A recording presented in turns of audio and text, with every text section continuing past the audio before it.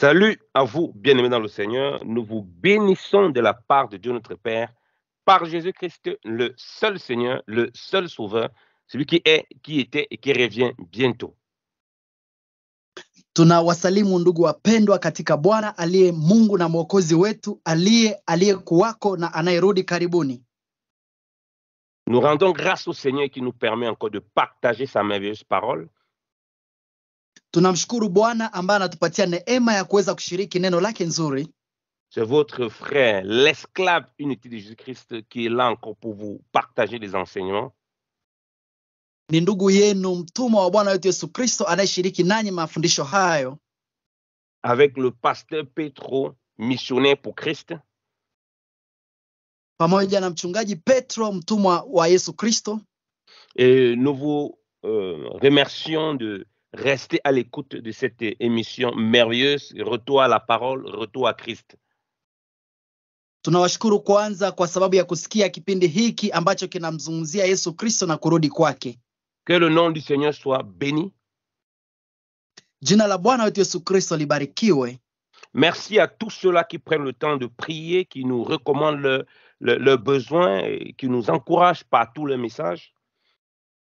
Tunawashukuru wote ambao wanatuombea, wale ambao wanatuweka kwenye maombi na wakatutia bidii kwa ajili ya kushiriki neno.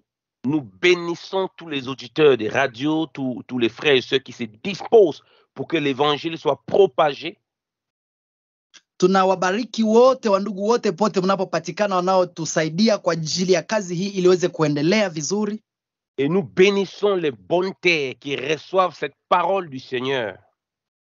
Na tunabariki hata hii ardhi nzuri sana ambayo inakubali kushiriki neno la Bwana. Car la parole de Dieu déclare que la foi vient de ce qu'on entend. Kwa sababu neno la Bwana linasema ya kwamba imani inakuja kwa yanayosikia. Ce qu'on entend de la parole de Dieu. Na tunasikia kutoka neno la Mungu. Lorsque la bonne semence de la parole de Dieu tombe sur une bonne terre, wakati mbegu nzuri ya neno la Mungu linaanguka kwenye udongo mzuri, cette bonne terre qui est disposée à écouter, à obéir, à marcher dans les voies du Seigneur, na ile udongo mzuri ambayo iko tayari kusikia na kutembea na kutii, kutembea neno la Mungu, elle produit automatiquement du fruit. Inazaa moja kwa moja matunda kabisa. Un fruit qui demeure éternellement. Tunda linalodumu na linalodumu milele. Voilà pourquoi nous devons nous attacher de plus en plus à Jésus-Christ notre Seigneur. Ndio maana tunaungana siku zote kabisa kwa Bwana wetu Yesu Kristo. Parce que c'est à lui que nous devons ressembler. Kwa sababu ni kwake tu ndio tunafaa kufanana. Et non s'attacher à beaucoup d'autres choses qui ne nous servent de rien. Na sio kujiunganisha na vitu vingi ambavyo havikutusaidia na chochote. Et cela nous introduit dans ce que nous voulons partager. Na inatuingiza kwa kile ambacho tunataka kuzungumzia. De la distraction qu'il y a parmi les enfants de Dieu. Tunazungumzia kuhusu mchanganyiko ulio katikati ya watoto wa Mungu. Une telle grande distraction. Ile mchanganyiko mkuu sana. Les gens sont occupés à faire plein de choses inutiles. Wengine wanashughulika na mambo mengi sana isiyo na maana. Les chrétiens ne sont plus au pied du maître du Seigneur Jésus-Christ. Wakristo wako pale tena kwa faida ya Bwana wetu Yesu Kristo. Parce qu'on va distinguer deux types de distractions. Kwa sababu kuna tofauti kubwa kati ya kuchanganyikiwa mara mbili. Il y a la distraction dans le monde en faisant plein de choses du monde. Kuna kuchanganyikiwa ya kidunia ya kufanya mambo mingi ya kidunia. Il y a la distraction dans l'église en faisant plein de choses, mais ça ne nous approche pas, ça ne nous met pas au pied du Seigneur. Na kuna kuchanganyikiwa kubwa ndani ya kanisa ambayo haituleti tena hata kwa Kristo. Donc beaucoup de gens disent qu'ils ont abandonné la distraction du monde. Watu wengi wanasema waliachana na kuchanganyikiwa ya dunia. Mais le problème c'est qu'ils sont revenus dans la maison du Seigneur, ils sont encore occupés à beaucoup de distractions. Shida ni kwamba sasa waliporudi ndani ya nyumba ya Mungu wameingia tena ndani ya michanganyiko mingi. Qui fatigue les chrétiens. Ambaye inawachosha wa Kristo. Les pasteurs, les conducteurs sont eux-mêmes totalement distraits. Wachungaji wamechanganyikiwa sana kabisa. Les programmes qui sont faits ne ramènent pas à Christ. Mipango wanayoifanya haileti watu kwa Kristo. ne permet pas aux chrétiens eux-mêmes de progresser tous les jours dans tous les compartiments de leur vie. na haiwaruhusu Wakristo kukomaa katika maisha yao. Et dans cette distraction dont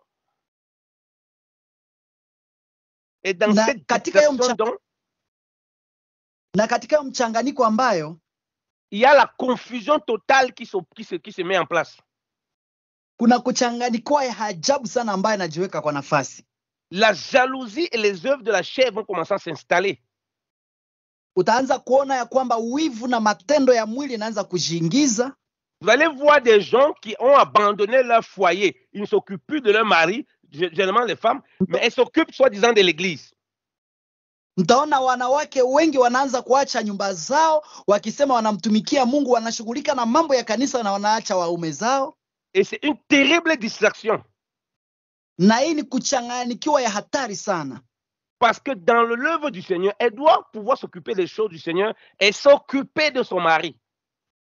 Maana katika kazi ya Mungu mwanamke anafaa kutumikia Mungu na kushughulika sana na mume wake. On fait tellement de programmes qui occupent ces personnes. Lakini wanampa mipango mingi yanayomkulia muda sana, qui ne peuvent plus s'occuper de leur foyer. Ambayo inamfanya asishughulikie hata tena nyumba yake. Qui n'ont plus le temps d'instruire leurs enfants. Hana tena muda ya kushughulika ndani ya kuonya watoto wake. Qui n'ont plus le temps de s'occuper de leur mari, de leur femme. Hana muda tena kushughulikia mume wake ama mke wake. Qui n'ont plus le temps d'étudier la parole de Dieu en famille. Hawana tena muda ya kusoma na kujifunza neno la Mungu kwenye familia. Parce qu'ils sont devenus maintenant une sorte d'esclaves, malheureusement. Kwa sababu kwa njia nyingine ole ni kwamba wamekuwa kama watumwa sasa. Et là, dans cet esclavage dans lequel ils sont, chacun essaie de faire des choses pour impressionner le pasteur, pour qu'on voie qu'il travaille. Na katika utumwa wao wanafanya juu na chini ili waweze kumfurahisha mtumishi, ili waone kwamba wanatumika. Et c'est une grosse distraction qu'on voit dans l'église.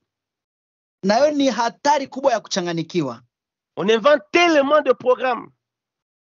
Wameweka kabisa mipangilio mengi zaidi. On voit les chrétiens tellement fatigués, tout le temps occupés, fatigués. Na unaona Mkristo anachoka kila wakati, amechoka kweli. Mais quand on essaie de gratter dans ces programmes, on ne voit rien de bon. Lakini unapotazama hata mipango yote hakuna hata kitu kizuri ndani yake. Ils ne progressent pas dans leur vie spirituelle. Hawakomai katika maisha yao ya Kikristo. Ils ne progressent pas dans leur marche personnelle avec les choses qu'ils veulent faire. Hawakomai hata katika mambo wanayopenda kuyafanya yao ya kipekee. Ils ne progressent pas dans la communion fraternelle. Hawaendelea hata katika ushirika wa pamoja na ndugu. Parce qu'ils se voient seulement à l'église dans tous ces programmes-là. Maana anajipata kuwa mtu wa deni katika ile mipango tu ya kanisani. Et le but du Seigneur, ingawa mpango wa Mungu na lengo lake, c'est que les chrétiens le servent dans tous les compartiments de leur vie. Ni kwamba Mkristo lazima aendelee katika hali yake yote ya maisha yake. Donc le service de Dieu ne peut pas être un prétexte pour qu'on fasse plein de choses inutiles qui nous distraient. Kwa hivyo kazi ya Mungu haiwezi kuwa njo chanzo cha kutuzuia kufanya mambo mengi ili tuweze kuchanganikiwa. Lisons l'écriture, bien-aimés dans le Seigneur. Tusome neno la Mungu wapendwa katika Bwana. Luc chapitre 10. Tunasoma Luka sura ya 10. Nous connaissons l'histoire de Marthe et de Marie qui étaient proches du Seigneur Jésus-Christ. Tunajua historia ya Marko na Maria waliokuwa karibu na Bwana wetu Yesu Kristo. Nous allons lire cette histoire donc comme ça, décortiquer cela par la grâce du Saint-Esprit. Tutasoma hiyo andiko na kuanza kuisumzia kwa neema ya Bwana wetu Yesu Kristo. Pour appuyer ce que nous partageons là, afin que nous ne soyons pas de cette façon. Ili tuweze kuhakikisha tunachokizungumzia wapendwa. Et que nous soyons éclairés premièrement. Ili zaidi ya mara ya kwanza tuweze kuangaziwa. Tant les conducteurs qui doivent être les premiers éclairés dans toutes sortes de distractions qu'ils mettent en place. Kwa sababu kiongozi ndiye anafaa kwanza kuwa na mwangaza, ameangaziwa ili asiangukie katika ile mchanganyiko. Et les chrétiens qui prennent toutes sortes d'engagements dans l'église et ça les amène dans la distraction. Na Wakristo wanaoamua kuingia katika kazi ya Mungu ndani ya kanisa wanaingia wenyewe ndani ya ile mchanganyiko. On lit Luc chapitre 10 à partir du verset 38. Tunasoma Luka sura 10 kuanzia mstari wa 38. Je vais lire dans la traduction Martin, je lis la parole. Tunasoma katika kitabu cha tunasoma ndani ya Luka sura ya 10 mstari wa 38. Et il arriva, comme il s'en allait, qu'il entra dans une bourgade, c'est-à-dire dans un village, et une femme nommée Marthe le reçut dans sa maison. Et elle avait une sœur nommée Marie, qui se tenait assise au pied de Jésus, écoutait sa parole. Mais Marthe était distraite par divers soins. Et étant venue à Jésus, elle dit, « Seigneur, ne te soucies-tu point que ma sœur ne me laisse servir toute seule? Dieu lui donne qu'elle m'aide de son côté. » Et Jésus répondant lui dit, « Marthe, Marthe, tu t'inquiètes et tu t'agites pour beaucoup de choses, mais une chose est nécessaire. Et Marie a choisi la bonne part qui ne lui sera point ôtée. » Amen. Parole du Seigneur. Amen. Amen, amen. Ikawa katika kuenenda kwao, aliingia katika kijiji kimoja, mwanamke mmoja jina lake Martha akamkaribia nyumbani mwake.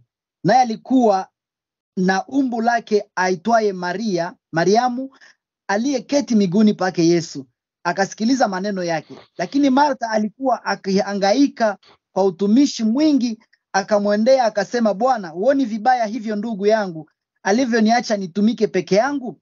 Basi mwambie anisaidie. Bwana akajibu akamwambia, Martha, Martha, unasumbuka na kufadhaika kwa ajili ya vitu vingi, lakini kinachotakiwa kitu kimoja tu. Na Mariamu amelichagua fungu lililo njema, ambalo halitaondolewa. Amen. Alléluia. On nous présente ici la figure de l'église. Hapa wanatuonesha picha ya kanisa. On a le maître qui rentre dans la maison comme Christ est rentré dans nos vies. Tunaona mwalimu anayerudi katika nyumba yetu kama Kristo anaingia ndani ya maisha yetu. Et on te présente deux figures de l'église. Hapa wanaonesha picha mbili ya kanisa. Une figure de l'église qui est assise au pied du maître Jésus-Christ, qui écoute sa parole. Picha ya kwanza ni wanaokaa katika miguu ya Yesu Kristo wakisikiliza neno lake. Et une figure qui est dans la distraction en faisant toutes sortes de choses.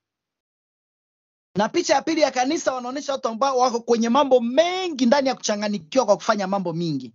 Dans certaines traductions, il est dit qu'elle s'occupait de beaucoup de choses. Katika lugha zingine wanasema alikuwa akishughulikia mambo mengi. Mais le Seigneur ne veut pas qu'elle s'occupe de beaucoup de choses.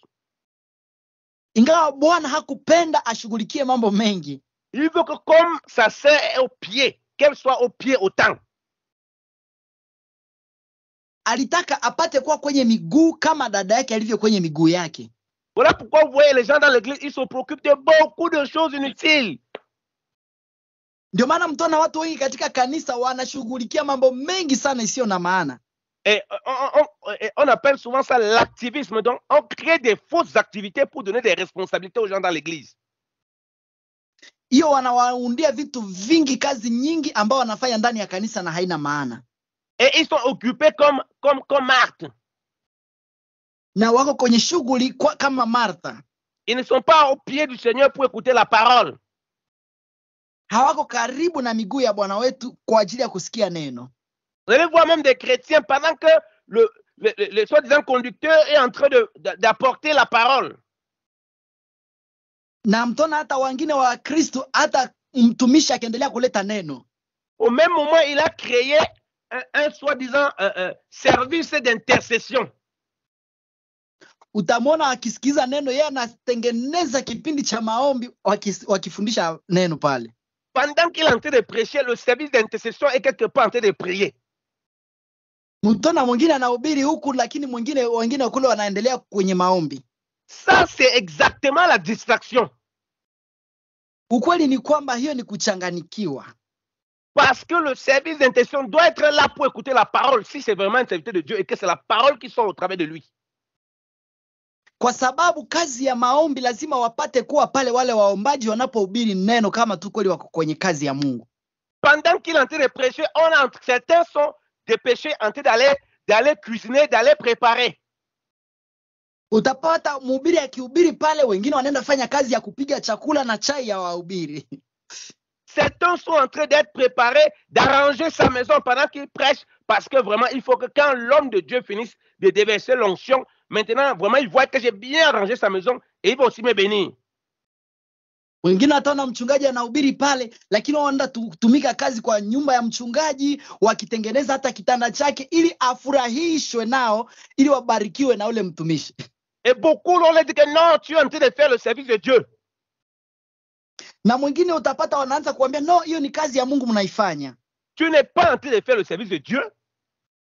Mpendwa, hiyo sio kazi ya Mungu nafanya. Tu n'as pas choisi la bonne part. Haukuchagua fungu njema. Parce qu'au moment où on doit apporter la parole de Dieu, maana wakati wanapoleta neno la Mungu, tout le monde doit être au pied pour écouter le Seigneur. Kila mtu, watu wote wanafaa kuwa chini ya miguu ya Bwana. On ne peut pas mettre des programmes qui font en sorte que d'autres sont occupés à autre chose et d'autres ne peuvent pas écouter la parole. Hawawezi weka program nyingi sana kwenye wameweka neno la Mungu, sasa wengine mnawatenga kando wa kushughulikia mambo mengine na wengine wakisikiliza neno. Hapana. Ton mari va être là en train de vouloir laver le sol pour montrer comment elle s'occupe bien de la maison. Unapata mwingine anaosha tu kweli kule nyumba ili aonekane kwamba anaosha nyumba vizuri, alors que le maître est déjà là. Ingawa Bwana tayari ashafika pale. Avec chose qui ne la rapproche pas du maître, qui ne la rapproche pas de l'écoute de la parole. Anafanya mambo mengi ambayo haimleti karibu hata na neno. Voilà pourquoi vous voyez que le moment d'étude biblique ou bien le moment de partage biblique, on va carrément dépêcher d'autres personnes, comme je dis, pour aller intercéder pendant que le pasteur soit déjà en train de prêcher. Na mtaona wakati wa kushughulikia ndani ya mafundisho ya neno la Mungu na kujifunza neno, wengine wameweka kando na mtumishi akihubiri pale. Et c'est ces gens de personnes qui se plaignent toujours des autres. Na ni wale tu ndio wananungunikia wengine. Qui se plaignent de ceux qui sont là, qui sont concentrés à écouter la parole. Na wananungunikia na kusikia wivu kwa wale ambao wanasimama ndani ya kusikiliza neno kila saa. Qui se plaignent de Marie. Wale ambao wananungunikia tu Maria. Parce qu'ils ne voient pas. Ils voient qu'ils ont l'impression qu'ils sont tellement chargés par des choses, mais eux-mêmes, ils ne se rendent même pas compte que je n'écoute pas la parole, je ne progresse pas dans ma vie spirituelle. Hawajui wenyewe ya kwamba kwa kushughulikia mambo haya mengi haiwasaidii, ingawa kwa kusikiza neno ya Mungu ndio inawasaidia kukomaa katika maisha yao na maisha ya kiroho. Au lieu de laisser tous les divers soins dans lesquels ils sont pour se concentrer à la parole, mais ils sont toujours préoccupés par ça et cherchent plutôt à faire sortir ceux qui écoutent la parole, qui sont assis de la parole pour venir les aider dans leur bêtise.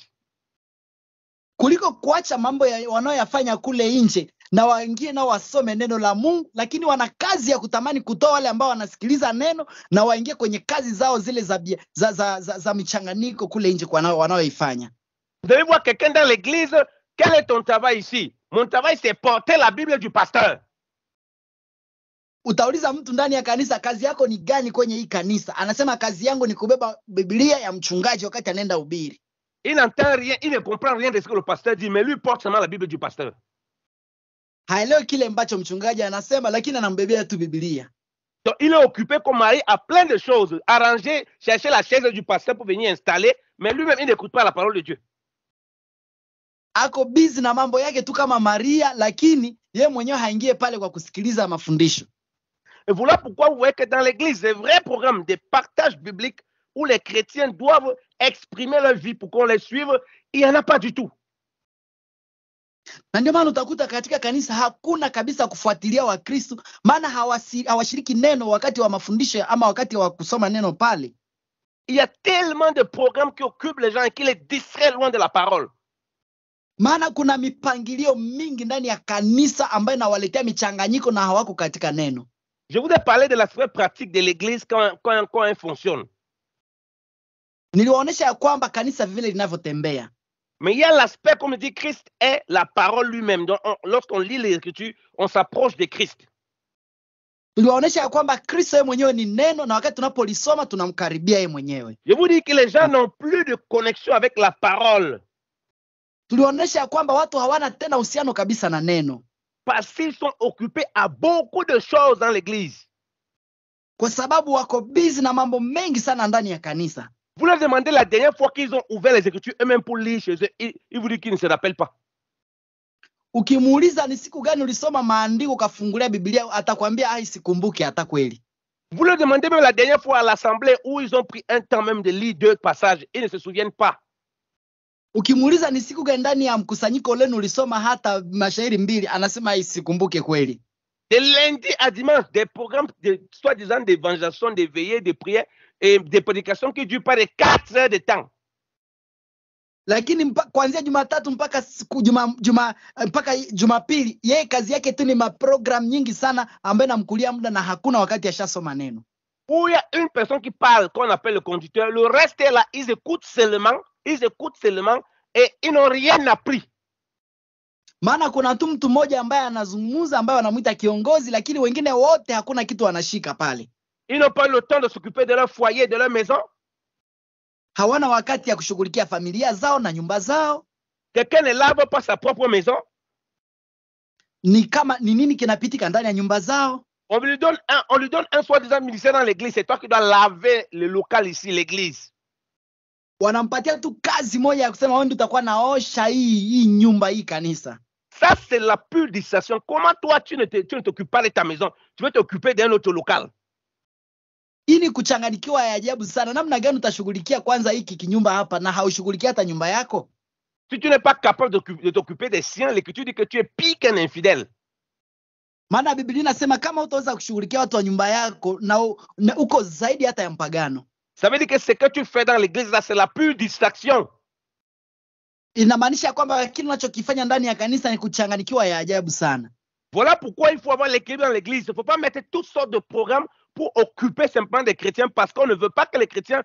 le but, c'est qu'ils ne veulent pas que les chrétiens partent ailleurs. Voilà pourquoi ils sont obligés de charger ces chrétiens avec toutes sortes de programmes. Ndio maana inafaa kuwa na kuangalia, kukuwa naangalia ni nini kinaweza kufanyika na kingine kisifanyike, ili usiweze kuchanganikiwa ndani ya kujazwa tu na mipangilio mengi sana. Et ces chrétiens-là ainsi, ils ne sont pas affermis dans la parole de Dieu. Na utapata wale wa Kristo hawajaimarishwa hata ndani ya neno la Mungu. Et puis il est occupé à beaucoup de choses dans l'église. Na ako busy kwa mambo mengi sana ndani ya kanisa. Distrait de la parole de Dieu. Iko busy, amechanganikiwa hata neno la Mungu halishughulikii. Même lorsqu'elle est prêchée à l'assemblée. Hata wakati imefundishiwa katikati ya kundi. Distrait de la parole de Dieu. Amechanganikiwa kabisa mbali na neno la Mungu. Parce qu'occupé par tellement de programmes dans l'église qu'il n'a pas le temps lui-même pour avoir l'intimité avec le Seigneur. On dit Marie est au pied du Seigneur, c'est-à-dire qu'elle était proche à la proximité avec le Seigneur. Maana amechanganyikiwa na mipango mingi ya kanisa na hajasimama kama vile Maria alikuwa ameenda mbali, lakini hajakaa karibu na miguu ya Bwana asikie neno lake. Donc c'est ta relation personnelle avec Jésus-Christ de Nazareth. Yani ni uhusiano wako wa kipekee pamoja na Yesu Kristo wa Nazareti. Donc si tu n'es pas Marie, cette épouse, cette église qui est auprès du Seigneur de cette façon pour écouter la parole, tu es distrait, tu te retrouves automatiquement distrait dans beaucoup de choses. Na ndio maana kama hautakuwa kama Maria ambaye anakaa kwenye miguu ya Bwana, hautaweza kuishi maisha vizuri. Utakuwa tu kama Martha ambaye kule ndani ya michanganyiko ya mambo mengi. Et tu es tout simplement dans le religieux.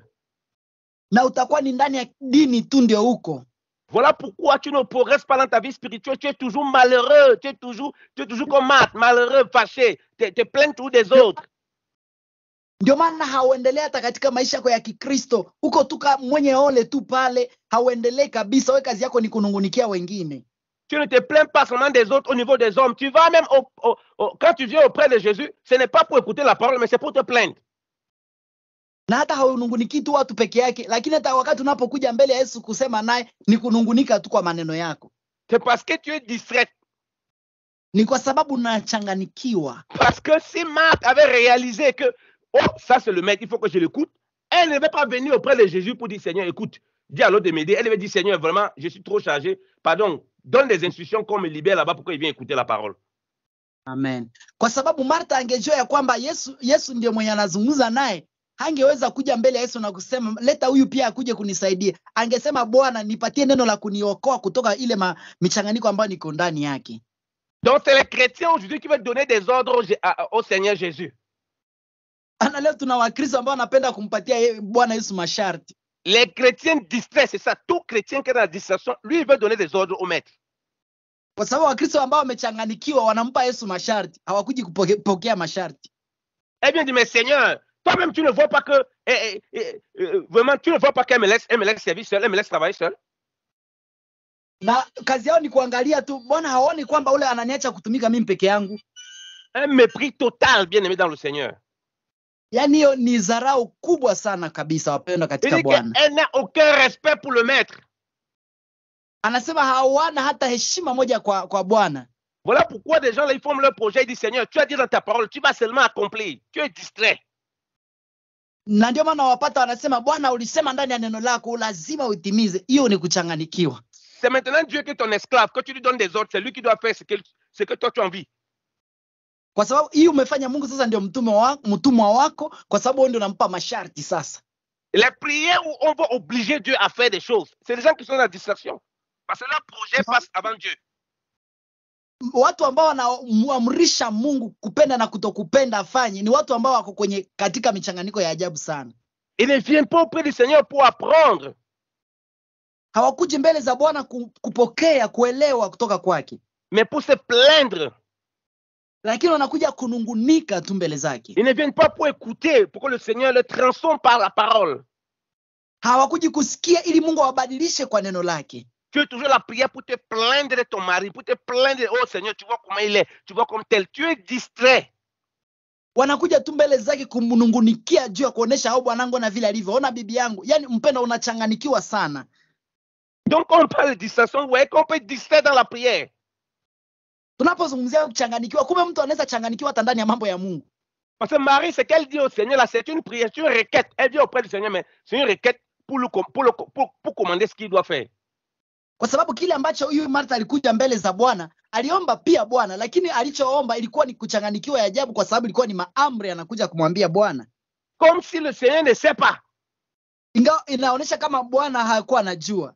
Donc Dieu veut nous rendre humbles, arrête de venir te plaindre. Il sait, s'il savait que c'était pas important, il devait dire Marie, lève-toi, va aider ta sœur.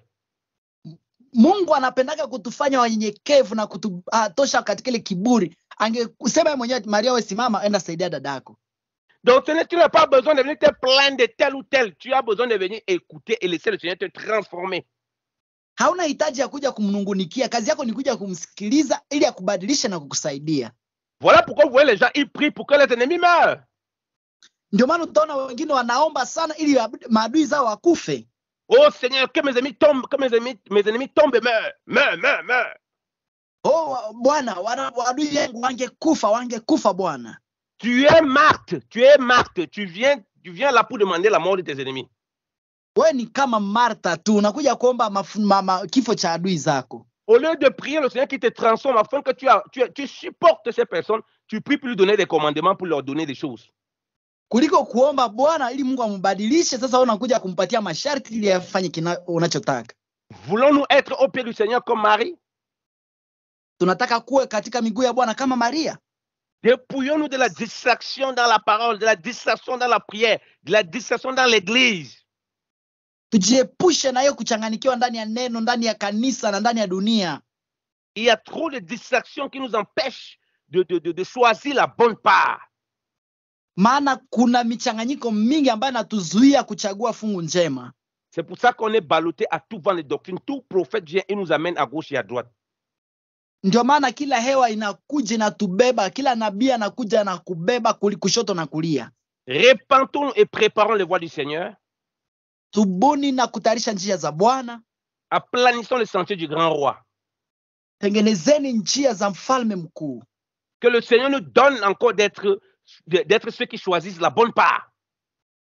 Bwana atupatie neema ya kuweza kuwa watu ambao wanachagua fungu njema. Et quand on a choisi la mauvaise part, na watu wanapochagua njia mbaya, c'est-à-dire en étant distrait en toutes sortes de choses, yani kuchanganyikiwa ndani ya mambo mengi, on se rend compte de ça et qu'on vient auprès du Seigneur en repentance, en humilité.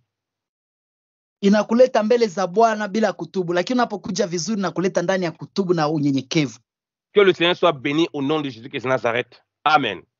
Yesu Kristo abarikiwe katika jina la Yesu Kristo wa Nazareti. Amen. Amen. Homme de Dieu, tu peux donner les contacts pour... Wapendwa, tunawashukuru sana kwa sababu ya nafasi njema ambayo mmechagua, na tunawashukuru sana kwa sababu ya kipindi hiki ambacho kila wakati tutakuwa nakuwa nayo kuanzia siku ya pili mpaka kuanzia 19h30 mpaka 20h juste, na siku ya tano kuanzia 21h30 mpaka 22h juste. Sasa kwa mawasiliano zaidi, kama una swali ambao unataka kuuliza, unaweza kutupigia kwa namba ya Airtel, na unapigia dada yetu ambaye anaweza kutufikia kwa wepesi. Unaandika 0997 32 58 57 0997 32 58 57. Basi Mungu awabariki sana. Kila mara tukutane, na tukutane tena siku ya pili. Mungu awabariki. Amen. Amen.